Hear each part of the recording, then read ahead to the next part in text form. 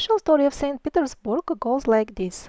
A young Russian king, Peter, decided to wander around in Europe for a couple of years, and he saw how civilized and wonderful people they are, how advanced they are, and he decided to bring this wonderful culture back to his country. So he hired a young French artist, Montferrand, who had no experience or much education of this, and he just told to this team of hired primates that Peter has hired how to build megaliths of look what quality. These are granite columns, gigantic ones, polished really to reflect like a mirror.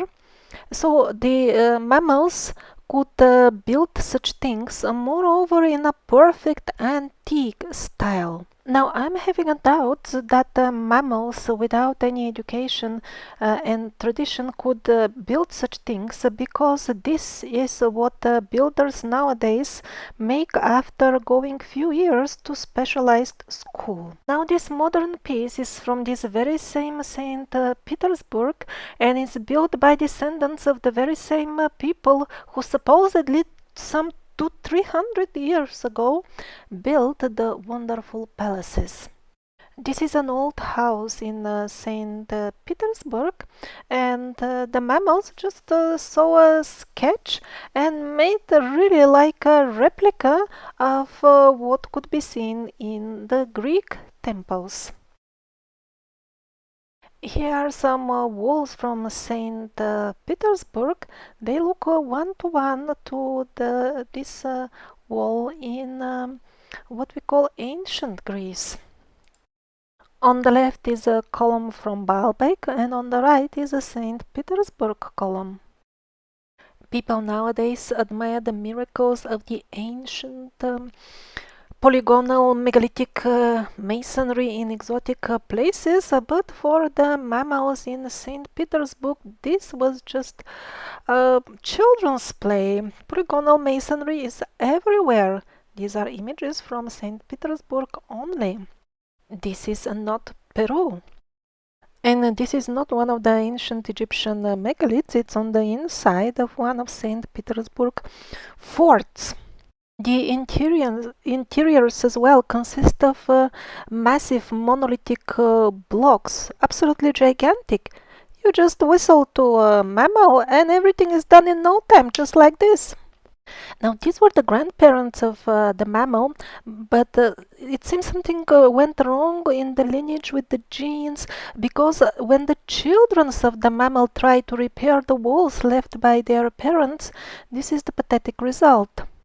And doesn't it look very, very familiar, very similar scene of what happens when the Incas try to destroy the buildings of their gods? The similarities with the megaliths around the world are endless. For example, this is again from St. Petersburg. This very same technique is used regularly, that you put the stones, these are very hard granite stones, and you cut them in the shape you desire afterwards. So it seems the mammal were doing better even the advanced ones. That's supposedly we, because we don't do that. This is an example of the same technique being used in Japan, the Edo Castle or something like that, but the examples are endless, and all around the world, the Great Pyramid in Giza, South America, endless. The main temple of the city, that now we call Saint Isaac's Cathedral, and the main palace, the so-called Winter Palace, are both facing north, but not the current north, but the old North Pole, which is typical for many important buildings of the same style. The monument Mednev Sadnik is one of the emblems of St. Petersburg nowadays, and is supposedly a monument devoted to this great, wonderful King Peter. But upon closer examination, it turns out that somebody put a frisure on an old statue. this seems to be that very same horse rider that is depicted on coins since truly ancient times, and they give it different names to make it belong to their culture. It is Saint George, Alexander the Great, then somebody else, and somebody else. Originally, it must have been some important figure amongst the survivors. We don't know even whom.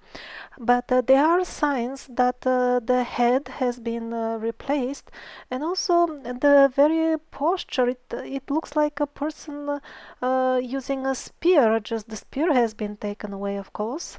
Moreover, this King Peter wears Roman sandals. How suitable for the freezing winter temperatures of this region. They must have made the sketch for this statue when he was visiting Montenegro to play in the casinos or something like that. Also very strange that he has a sword that is typical for what commonly people call Roman times. And it has nothing to do with the swords that were used in the army during the actual times when King Peter lived. Moreover, the very simple design of the saddle, this was not used during the times of King Peter. At those times the saddles were already much more attached to the horse, while this is a very, again, Romaic style saddling of the horse.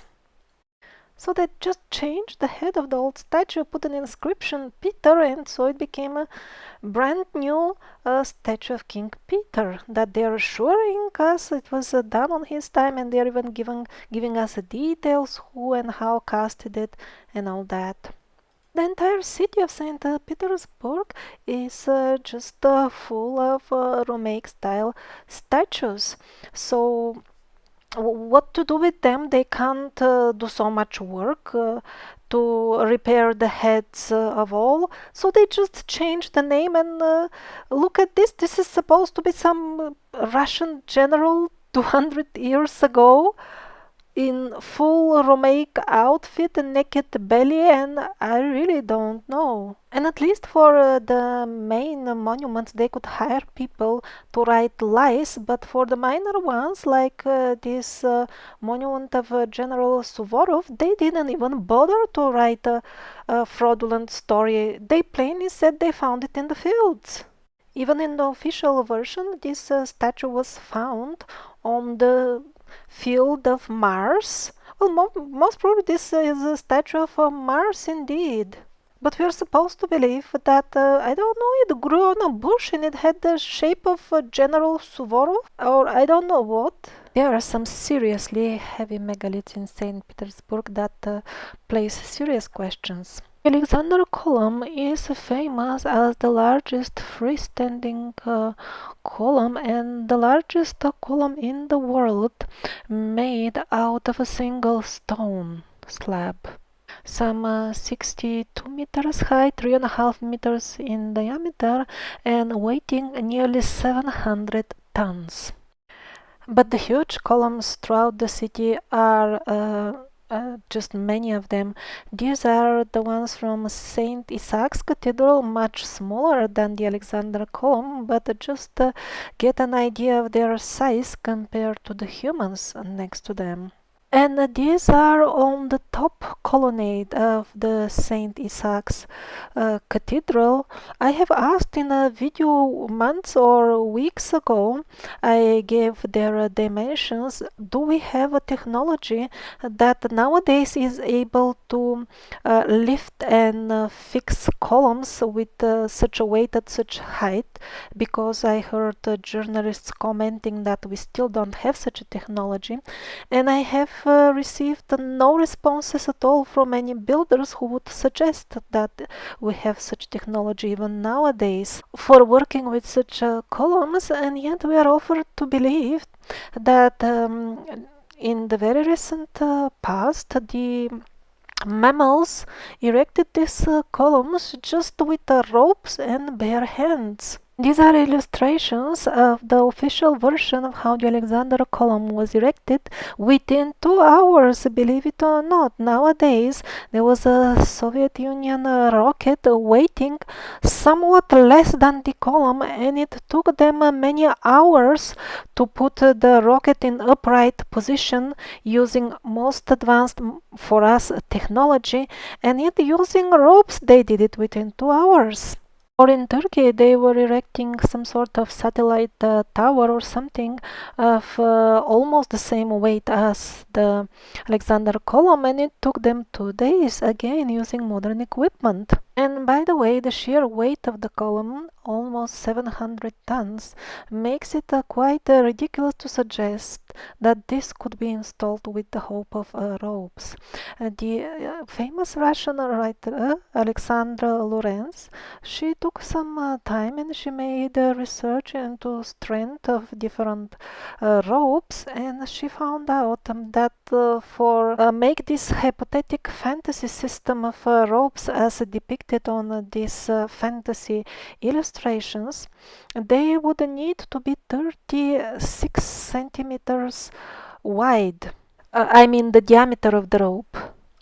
And that by itself makes it absolutely unmanageable, and by the way, too heavy to use anyway, because the full system of ropes would weight too many tons by itself to be moved by the workers. What to speak of the column on the top of that? And by the way, you can't tie a rope with diameter of 36 centimeters anyway. This full scenario is a complete joke, and is nothing else but an attempt to bamboozle the future generations about their true history. And by a lot of the interesting points in this video are taken from the very same research article by Alexandra Lorenz, so we are obliged to her a lot for revealing the truth. But what about the truth about the Alexander column? We saw that the official version is ridiculous, but then what is the alternative? Well, I can't say for sure, but I will put forward the hypothesis based on this and much more information. There was, example, a collection of older paintings that now I lost somewhere in the computer, strongly suggesting that the Alexander column existed before its official erection date. Most likely the column and the full city was modified according to the new parasitic plan, and most of the amazing stuff there was already there before its official building date. This is again another painting of a contemporary artist who was not famous, and he was not a part of this establishment that was bribing artists of that year and historian writers to compile the fake history. So this simple man, he was drawing whatever he saw out of his window, and nobody knew. Otherwise, maybe they would have destroyed this painting. So what we see here is they're dismantling a small structure at the base of the column and modifying the column itself, because this scaffolding cannot withstand the column. And the full situation looks like a repair or modification, and not like a building. It's more like a destruction. The column could have been, again, this is my hypothesis and it's not yet proven, for example, a device for transmitting atmospheric electricity and distributing it to the city. Because the question comes here, why place this column anyway? There isn't anything important on the top of it, just one of the thousands angel figures that are found all over the city anyway. And it was built relatively recently according to mainstream history, so they can't come up with the usual lie that our forefathers were just blinded by religious prejudices and thought that the bigger the stones, the more the gods will be happy with them, or other nonsense. There is no official explanation given of why would people in the not so recent past supposedly do such a useless and painstaking work of erecting such a huge column that has no function, no apparent function at all, and moreover constructed from a single piece of stone, if it is stone at all, and if it is single, that I will touch later, but that's what they are assuring us. And why didn't they use the technique of making it from composite parts, a technique that is well known to humanity since thousands of years? We are making columns made out of smaller component. It's much easier to work that way. On the other hand, the penguins assure us that the scenes depicted at the base of the column celebrate the victory of Russia over Napoleon, which happened in the not so far away past. Then how to explain the Romaic outfits, sphinxes, and the gods of the survivor culture depicted all over? Were they also taking part in the battles? And why the coat of arms and all the symbols on their shields and everything is like the warriors of Romaic times? For example, exactly the ones depicted on the Trajan column in the center of Rome. Supposedly that one was made a couple of thousand years ago, and here we see the same stuff, doesn't fit at all. Also, some elements seem to have been added later on, like this one, for example. A thin line of metal of other composition is visible. Probably they just welded it at later stage because the inscription or whatever was below it could reveal the truth of what is this column and this battle all about.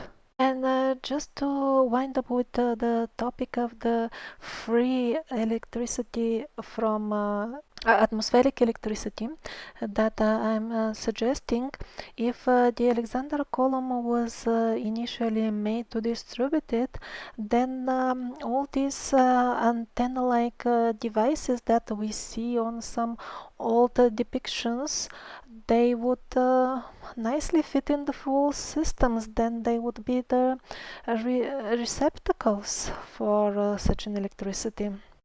And by the way, the full set of palaces was subjected to regular so-called by chance fires that would destroy everything, and they would rebuild it again. Now the description of those fires the various descriptions are all very fishy, and they seem to have been artificially created.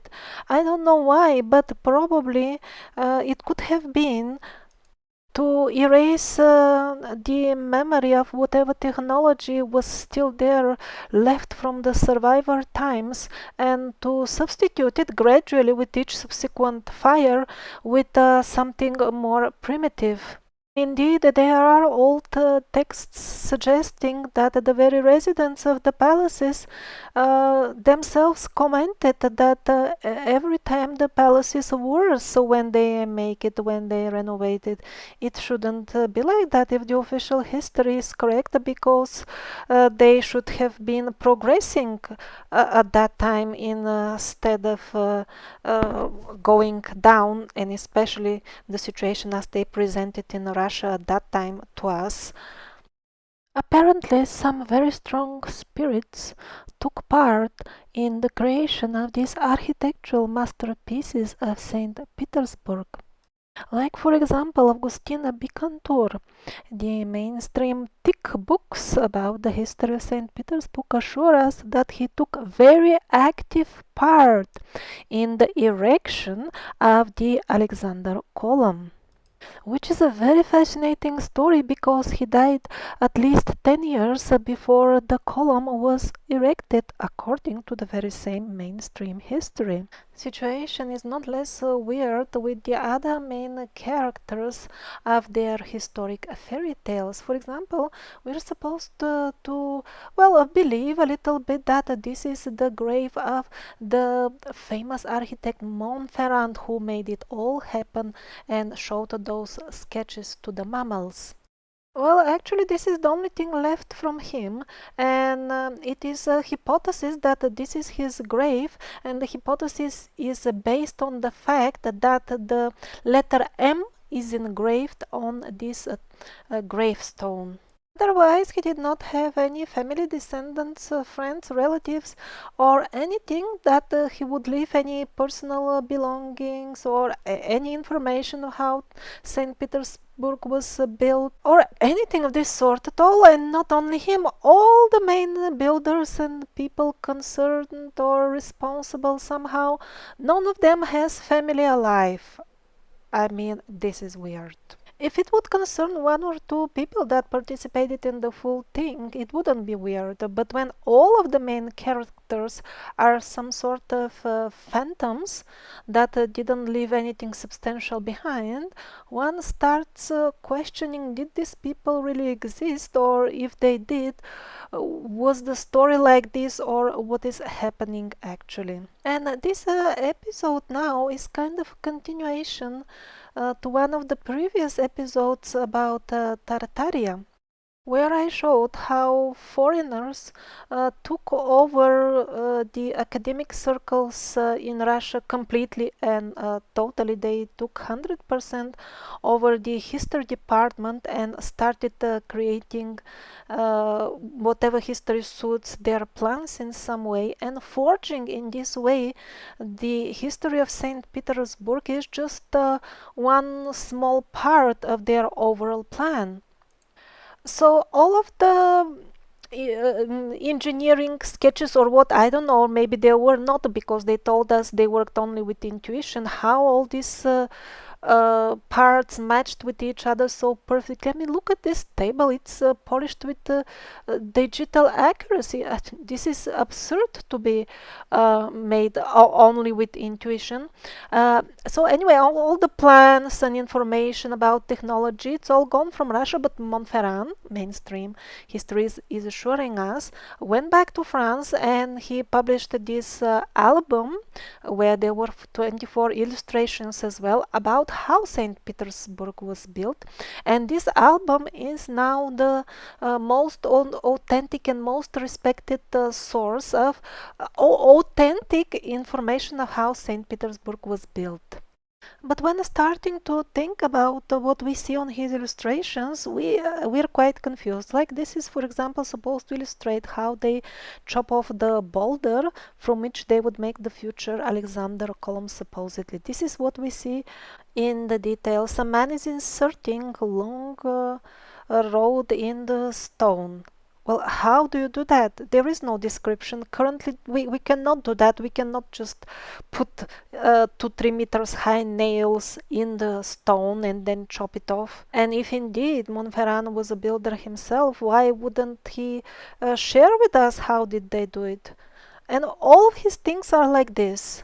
For example, this is how he illustrates the transportation of the enormous amount of heavy megalithic stones, few tons each. Some of them weighed many tons, and this complete setting is fantasy. I mean, this is not work for 4 men. You would need much more than 4 men to drag this, and much better equipment. These ropes are some sort of, I don't know, for dolls, or one wonders, are these paintings really done from what he has seen, or for some other reason? Yes, people did transport rather huge stones with primitive means in the past, and some valuable photos have survived till nowadays, and we can see for what kind of stones, what were they using actually. Like, this is the relatively small one, the small stone hanging below the cart.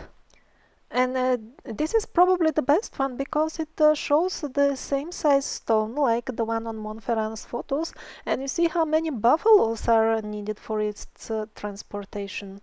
Here again, notice the size of the cart and what kind of stone was it used to transport. And this is our best equipment nowadays, used to transport such things. It is included in the Guinness records.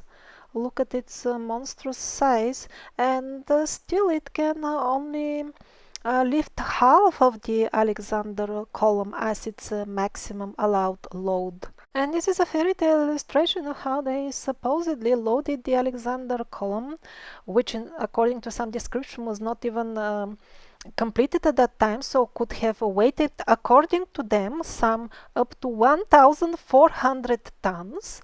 And they put it on a boat just like that. I don't know.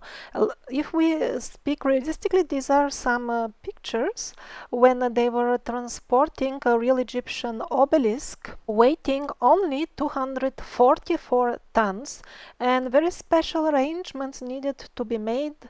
As you can see, they needed to construct special chamber in the ship and so on and so on. I mean, this is real stuff, and the other one, it simply doesn't work in reality. These were the arrangements they made for transporting the base of the obelisk, which weighted only 40 tons. So after seeing these real photographs, make your own conclusions about the credibility of the Montferrand illustrations. Now, this Saint Isaac's Cathedral was officially built for 40 years, starting year 1818 through year 1858, while the first column of it was erected, according to them, in year 1825. And yet official documents, the legitimacy of which is not disputed by anybody, like this one, mention it as already existing a building even before that. Numerous artists also depicted standing at its place years before its construction supposedly started, and many of them during this period, 40-year period of suggested construction time, yet they see it all completed during this period and functioning. Just pay attention to the year below each artwork.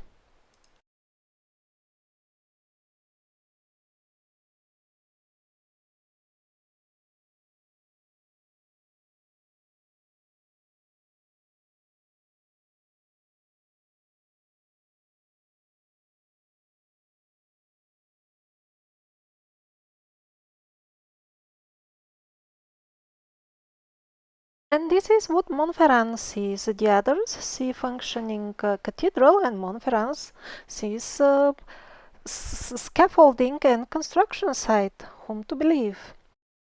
Officially, the city was founded in year 1703 by this great King Peter, who placed the first cornerstone of the first building in that year, 1703.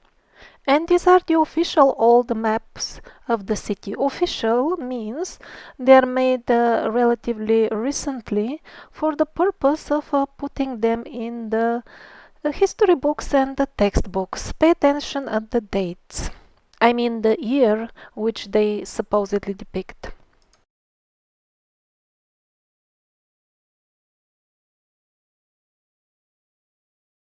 And yet contemporary artists depict this just couple of years after the first cornerstone was laid down. Supposedly at this time the king was approving only the projects on paper, yet in reality we see a full functioning city. And also pay attention to the lovely layout of the city, the straight wide avenues and its neat configuration.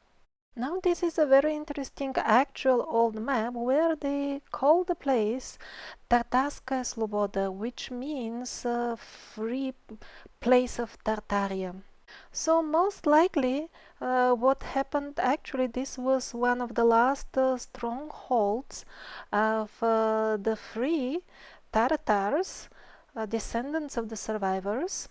And all these strange stories in the official history about St. Petersburg are nothing else but an attempt to cover the truth and make it look like something completely different.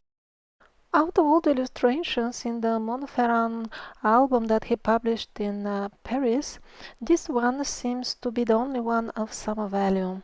Here he shows that there were older ruins, and these ruins were exactly, so to say, survivor style, Baalbek style. The patterns that are marked with red here are the main patterns of the famous Baalbek temple.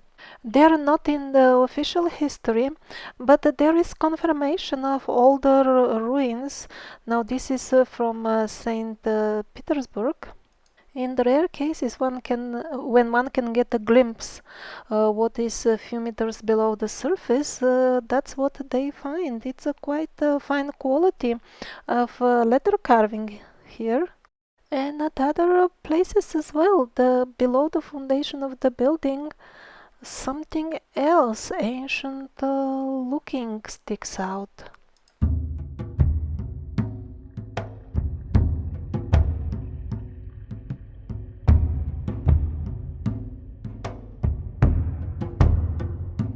But even if the Russian King Peter only remodeled the palaces of St. Petersburg and was not their original builder, it doesn't matter. The most important is that even during the renovation, still techniques were used that we cannot even imagine. We cannot explain at all how many of these shiny columns and countless luxury items could have been manufactured without the help of advanced technology.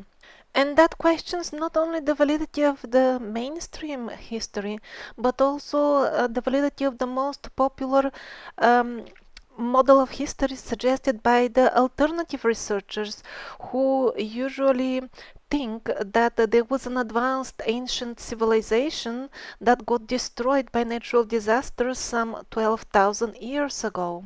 Then how come we have so many items that show the signs of advanced technology and are definitely not thousands of years old? And moreover, they are exactly in this survivor style. Although they have named it neoclassicism, this means nothing because this name has been placed by the mainstream history, which is a big joke. And these questions about St. Petersburg are extremely important. They are not at all local just to Russia because there are traces of this so-called neoclassical style all over the world. So let's see a bit in detail all these items that are beyond the primitive techniques that were the only ones supposedly available a few hundred years ago. I mean manual, nearly primitive, and see what we can conclude from them about the real history. And later on we'll return briefly to all those buildings in Africa, in the Middle East, in the same style, and we'll see how it's actually a lie. They always tell us that some colonialists came and built them. There was nothing like that. Invaders do different things. Open the news and you will see what invaders do. They don't build fantastic buildings wherever they go. Is one of the thousands of altars in St. Petersburg. Let's look at the flowers. Artists and sculptors nowadays attend specialized educational institutions for years, and yet they are unable to achieve a quality even remotely similar to this using only manual simple tools. That is why they used 2D, 3D, and even other more complex technologies nowadays to get such results. While the mammals 300 years ago were just shown a sketch and they would make it easily. And on the top of that, all the elements made of different materials would come together magically and the sizes would fit perfectly, although the mammals would have never even heard about an uniform measuring system according to the textbooks in Russia, which persistently quote only foreigners about how all this was made.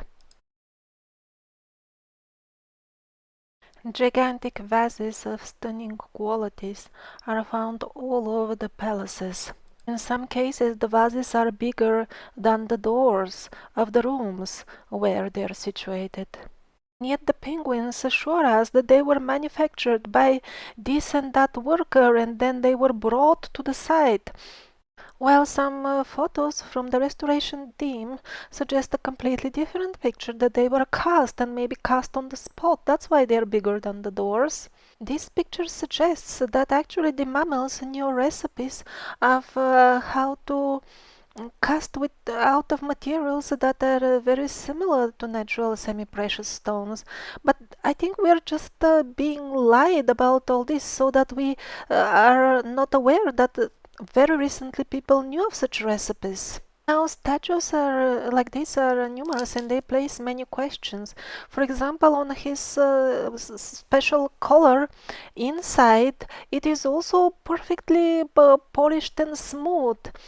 You know, in these holes, if they were doing it manually, how would they reach inside and smooth it so perfectly?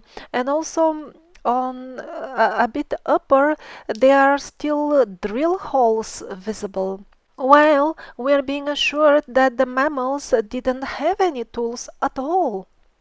I think these are just lies so that we don't inquire into what kind of tools were these people still using. These were the tools that were still left from the survivors' era.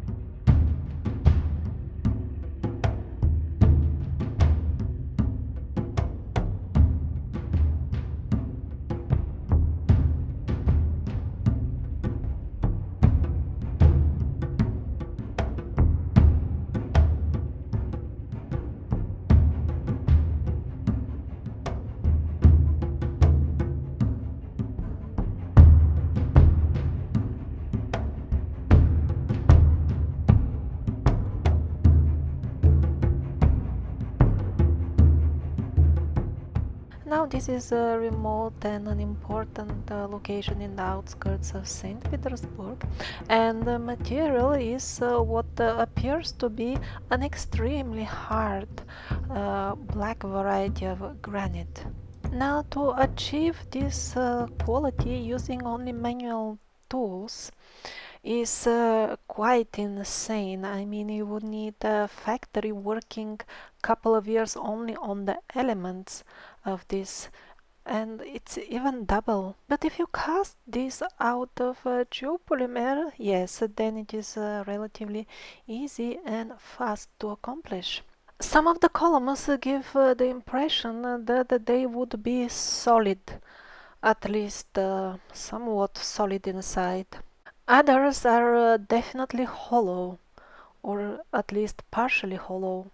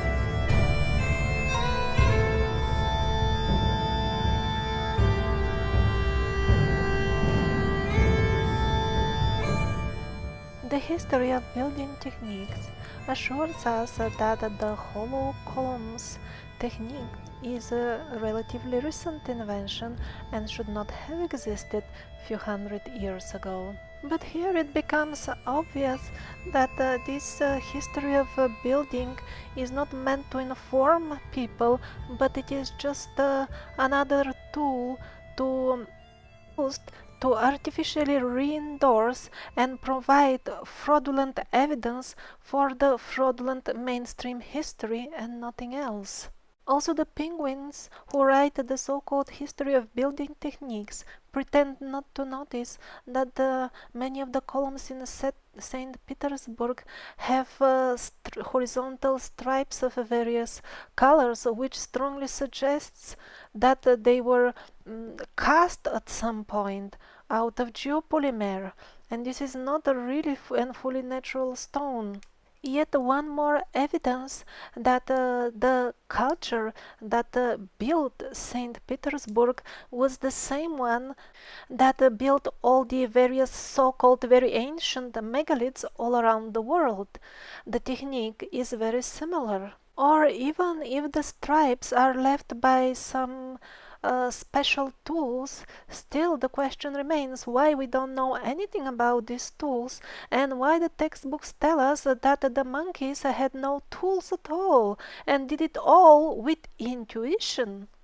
And most probably those primates, mammals, knew even much more than that. For example, these gigantic statues, also of stunning quality and size, they are very similar to each other, but yet not identical. So it wasn't just simple casting, maybe. To make us believe that the mammals freshly caught from the forest could build these palaces, they are telling us about some tough stone which was supposedly very soft and very easy to work with. Of course now it's not available, but it was supposedly available at that time, and I'm having the feeling that even if such stone existed, they are not telling us the full story, because we see clear machine tools, some sort of machine, maybe not even electricity powered, but some sort of machinery on the stones, and yet textbooks assure us that it was all run on intuition without machinery or measurement. On the top of that, this very same tough stone has got armature inside.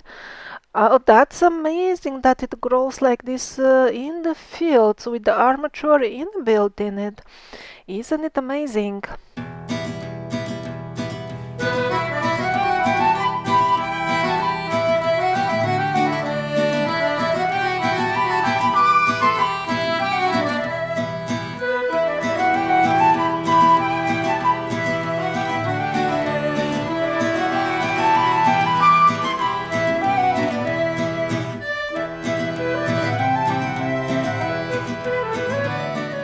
And on the other hand, please pay attention to the close details of where such a stone or a geopolymer meets with the next elements to him made of other material.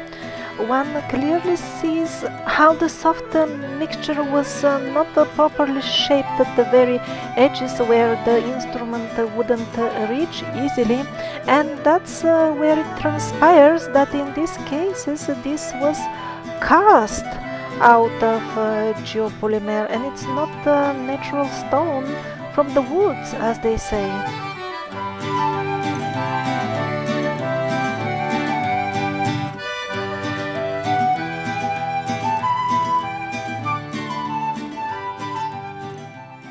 Now here somebody found valuable evidence from Siberia, and this is from the era where photography already existed.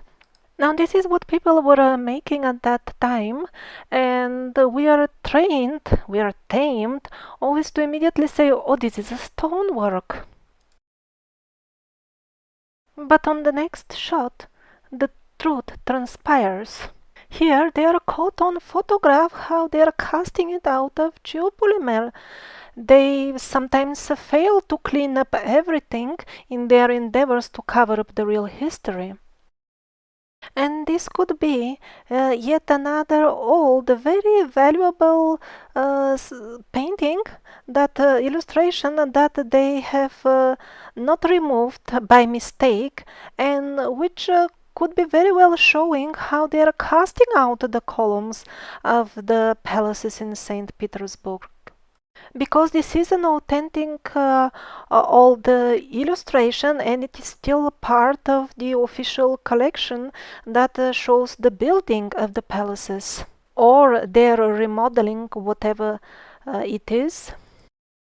Officially, the amazing palace in which nowadays the Hermitage Museum is housed, one of the richest museums in the world, some regard it as the biggest collection of fine art on the planet.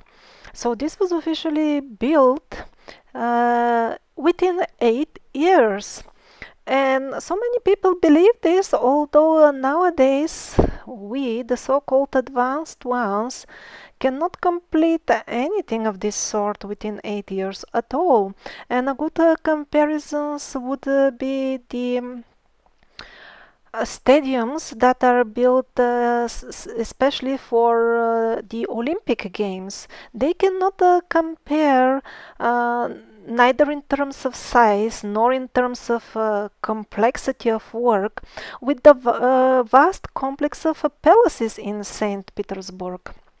The palaces are much, much more complex. Look at these intricate details. So just compare the time needed to make this modern sports equipment, which is quite plain in comparison to this fine stuff. And then you will quickly figure out that there is something profoundly wrong with this so-called history that they're selling to us. And also in terms of funding, supposedly Russia was a very, very poor and undeveloped country when all this was built. How could they finance it? It would be out of question if it was indeed all true. Now, in relation to the photos of Siberia that we saw earlier, I would like to share a personal experience of mine. Many years ago, really many, when I have never even heard about the history of the survivors and so on, and believed more or less the mainstream history, I was traveling somewhere in the deep provinces of Eastern Europe, and I was profoundly impressed by the small transformer stations or transformer posts of this size. And they were of style and quality very similar to this image from Siberia.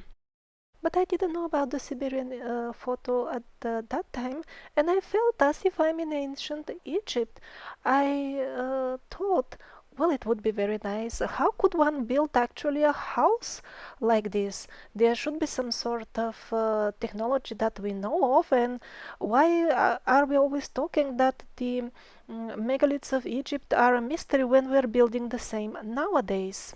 Now I understand that those transformer stations were actually indeed more or less recent from the survivors' time that ended some maybe in places 200 years ago. At least in terms of forgetting the actual techniques, building techniques, or at least the last poor remnants, morsels that we remembered. Well, to continue the story, at that time I even contacted a few engineers with the question, how can one build a house like this? That would be wonderful. One would feel as one lives in an ancient Egyptian megalith. And of course, everybody assured me that this should be easily possible, but when it came out to finding how exactly, there was no clue. And I would like to illustrate for you how memory bleaching can occur very swiftly within a few generations, and very valuable information can be forgotten, and nobody would be even aware what we are losing. For example, on many herbal medicines, herbs that are still fortunately sold in the pharmacies, you will see a writing, this is not meant to prevent or cure any disease. This is only a food supplement. And still you have to follow the directions of your physician when you take it. Actually, this is ridiculous because we all know that herbs are exactly curing and preventing disease and are doing it in a much more efficient way than many of the current poisons in the vests of medicines. The nasty chemical stuff that is labeled as actual and proper medicine. Now we know that. However, in a few generations, if this parasitic scheme continues to develop as they plan it, uh, in few generation people will lose more and more their connection with nature. The old knowledge of how the herbs actually work, we still know somewhat about it, but it will be lost almost completely within few generation. And then all those lies that this is not meant to cure or prevent any disease and this is a food only, all those lies will be believed as absolute reality by the people after 100 or 200 years. All that combined with the regular smear campaigns against the use of herbs, and here you have the good old knowledge forgotten.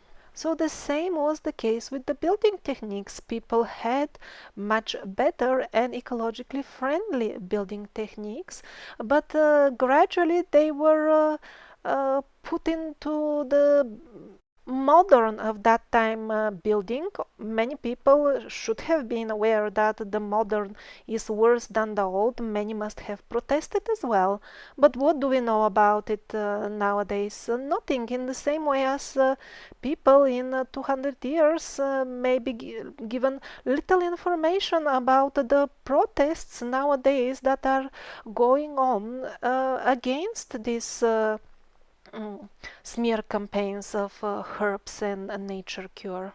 And if people are able to forget that much within just a couple of 100 years, then just imagine how much they can forget within 20,000 years. And I'm saying 20 because it's very hard to say when this mixing of the advanced angels and magicians from Hyperborea and Atlantis started with the primitive tribes, but the very approximate time that we have for now is at least 20,000 years. And all this 12 story of a grand natural disaster that wiped out an advanced civilization 12,000 years ago is nothing but a mainstream pollution that is still remaining in the alternative history and needs to be cleaned out to find out the truth. But let's land back in St. Petersburg. There is this gigantic strange head there. The mainstream explanation is again very, very fishy. And again, some strange holes in the gigantic columns. We really know very little of what was the equipment or the thing that was attached there, or for what purpose are they, and everything is hollow inside. And then the corners. This is how we make corners nowadays because it's difficult. We need some advanced laser technology to make it all in one piece. It's possible only in jewelry sizes, otherwise it's too difficult.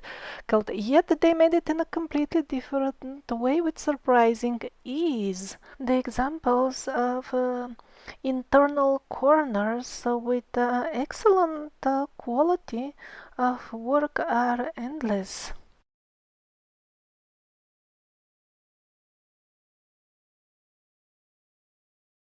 Do you still believe that uncombed mammals did all this using only intuition, no tools, no measurement?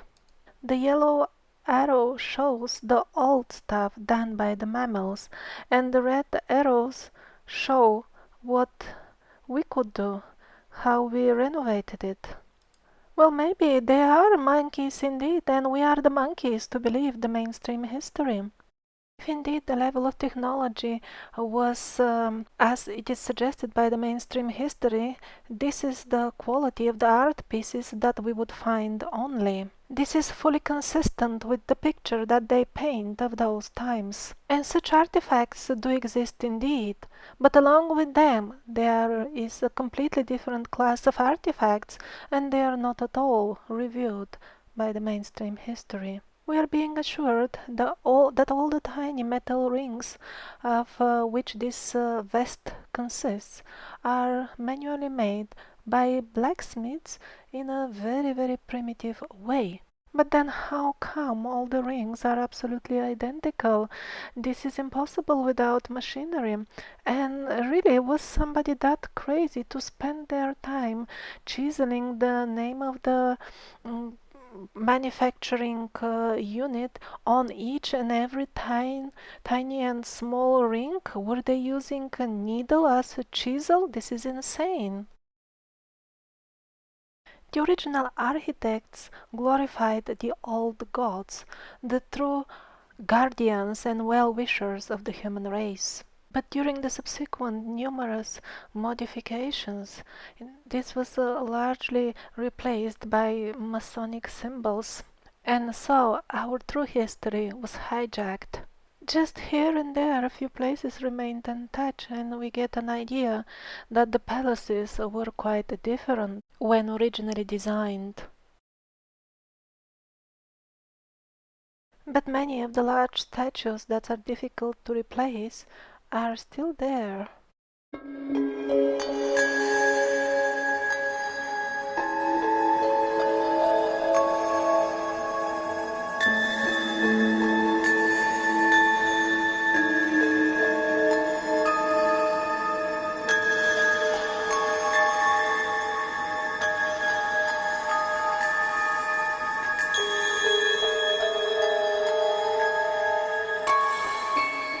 The stone elements of which various stone structures are composed often come in very odd shapes that would be very inconvenient to make if one is really dealing with actual granite blocks, and so much has to be removed from the block to get such a shape. Also, it would be very inconvenient and more complicated to plan it beforehand unless you are casting it on the spot.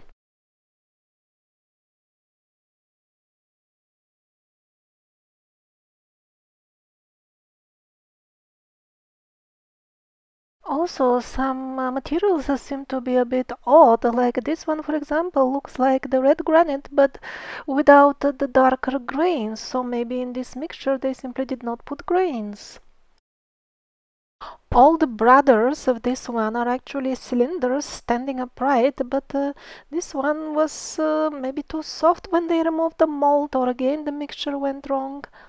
Too many clues lead towards the casting version, and yet somehow the mainstream historians don't want us to know about this. Parts of Petersburg, some of those parts that were built in survivor-style architecture, have seen the Great Flood. This is also true for most, or maybe even all, the Russian cities in this Siberian region that I call Hyperborean region. Do you notice the strange design of the buildings?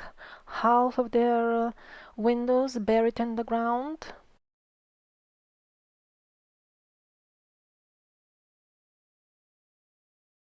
This is how such buried windows look on the inside.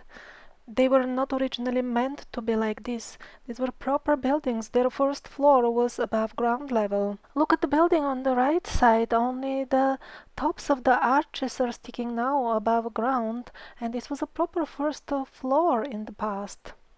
Now look at the red building at the background. Just few centimeters of the first floor are now sticking from the ground. In some places, people dug out their doors to use them again, and yet in others, they made stairs and opened new doors on the second floor.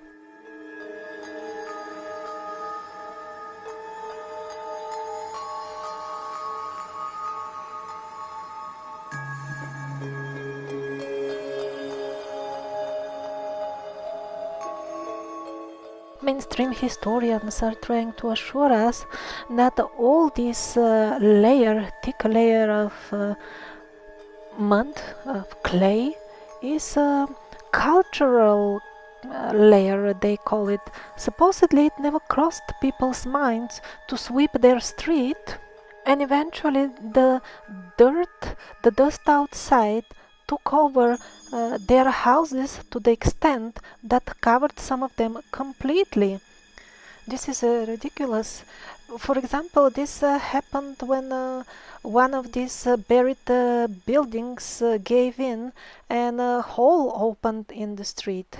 Do you really believe that such a garbage would pile up within 200 years so fast, and the people wouldn't even notice how their windows are gradually getting covered up with the garbage? Or maybe these were the falling off peels of bananas and coconuts from the workers that were making the city. Actually, there are no cultural layers and there is no garbage at all. These layers are of thick clay. And only below this couple of clay layers there is the actual soil with humus. I mean, fertile soil that forms naturally. This is true for all these regions of cities that have been buried in such a way. Usually, two consecutive thick layers of clay are noticed. In some places, they reach over 2 meters of thickness. This is one of the St. Petersburg palaces when devastated by one of the fires. And this is a cellar in St. Petersburg, a window to nowhere, to the ground. If this was not a proper first floor one, once upon a time, why would they put a window there? And this is a star fort officially classified as a medieval invention, again buried under many layers of thick clay. This is how layers of thick clay land all of a sudden somewhere.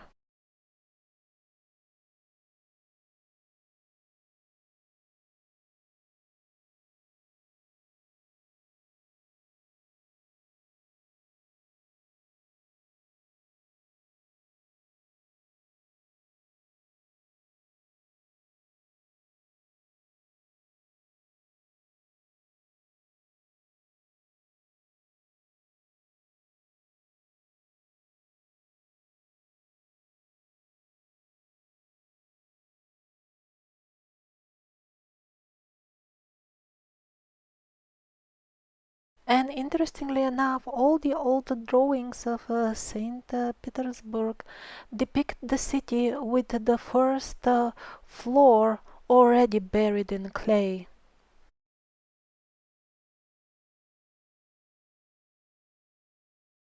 This gravure is supposedly from the time when the city was just built, and yet already people started making extra arrangements for additional staircases to make their doorways on the second floor.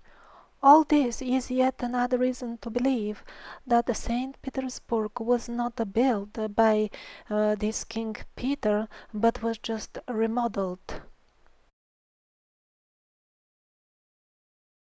As we are gonna see later in this episode, the location of St. Petersburg is one of the weirdest and most unsuitable places that one could find on the planet to build a city, not to mention a capital of the biggest country on the planet. If you wanna get flooded all the time, this is the place to be. But yet, interestingly enough, all these floods that are well recorded here, as you can see on the photographs and on some paintings, together with the year that happened, they did not affect the buildings as such. I mean, the way we see them on the drawings, as much as they stick on the ground, on the first drawings from the time the city was supposedly made, that's how they look nowadays. Absolutely same situation. So it seems those great floods that brought few meters of clay on the top of the city were somewhat extraordinary. and could be of somewhat a different nature than the regular St. Petersburg floodings, because even cities in Russia that do not suffer from floodings at all are not located in such zones are buried under layers of thick mud. And I really hope to start a discussion. The humanity should start thinking who is burying us under layers of clay and so selectively. This is not just in the Hyperborean region and not just these cities. In the previous episodes, I've shown so many places with the same problem, selectively buried, just the sites that contain artifacts or buildings in the style of the survivors. They are only buried with something as if dumped from above, and the rest around is normal with fertile soil that forms naturally. Another excellent example all the way from Greece, from the ancient site of Amphipolis. A very thick layer of clay, exactly on the site, with gorgeous, huge statues of the gods of the survivors. Nothing like this in the fields around there.